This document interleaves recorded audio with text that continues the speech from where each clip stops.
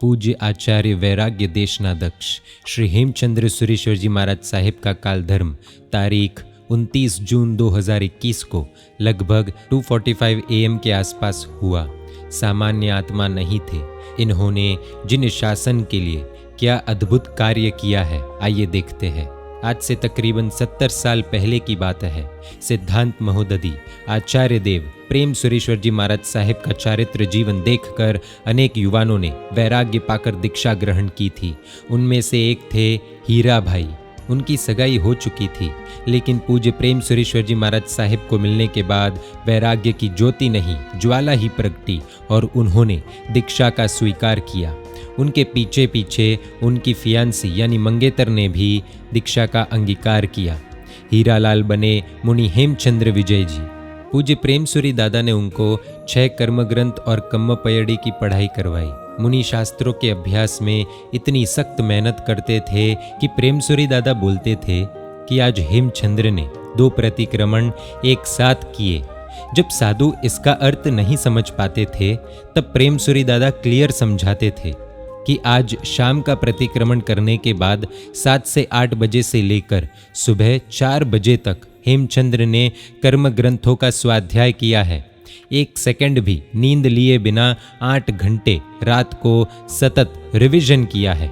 सब मुनियों को आश्चर्य होता, बहुमान होता। मुनि हेमचंद्र विजय जी सिर्फ ज्ञानी ही नहीं थे, ज्ञान के साथ साथ महावैराग्य भी थे। पहले से ही उनका शरीर वीक था। छोटी बड़ी बीमारी उनके शरीर को बार बार घेर लेती थी। उनके गुरुदेव पूज्य भुवन भानु सूरी जी महाराज साहिब ने उनको आदेश दिया कि तुझे आम वापरना है, उससे ही तेरे शरीर में ताकत आएगी। मुनिवर ने नम्रता से कहा कि गुरुदेव मुझे तो आम की बाधा है। गुरुदेव ने कहा भले, लेकिन मेरा आदेश है, तुझे अपवाद के रूप में आम वापरना ही है। गुरुदेव का आदेश तो शिष्य के लिए पत्थर की लकीर होती है।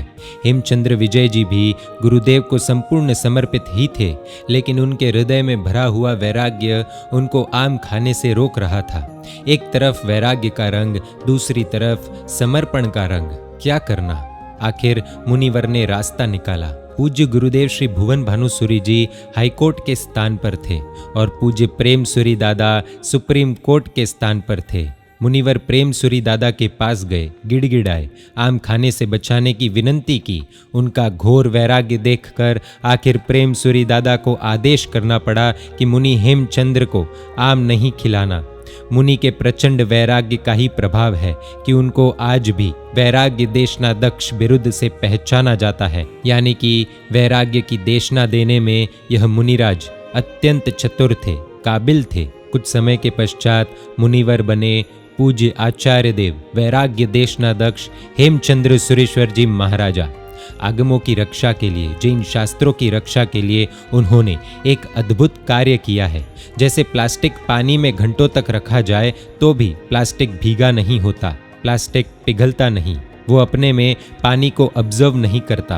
वैसे ही जो कागज़ घंटों तक पानी में रखे जाने के बावजूद भी भीगे नहीं होते, ऐसे कागज़ों पर पूज्य श्री ने आगमादि ग्रंथ छपवाए हैं, और वो भी ऐसी इंक से कि कम से कम 700 साल तक यानी 700 ईयर्स तक ये ग्रंथों को कोई हानि नहीं पहुंचे।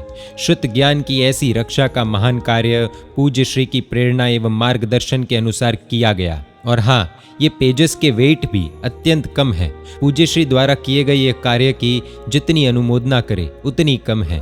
साधु साध्वी श्रावक श्राविका सबको पढ़ाई में यूजफुल हो, ऐसे तकरीबन 18 भाग पदार्थ प्रकाश नाम से पूज्य श्री की प्रेरणा से छपवाए गए हैं। पूज्य श्री की ओर से जैन संघ को यह एक अमूल्य भेंट है।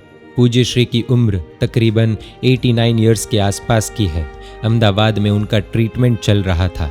29 जून 2021 को लगभग 2:45 AM को अरिहंत अरिहंत एवं नवकार की धुन के बीच पूज्य श्री का समाधि पूर्वक कालधर्म हुआ।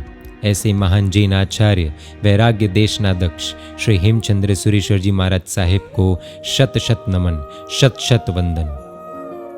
परमात्मा के आज्ञा विरुद्ध कुछ भी कहा हो तो मिच्छामि दुक्कडम। जय जिन शासन, जय महावीर।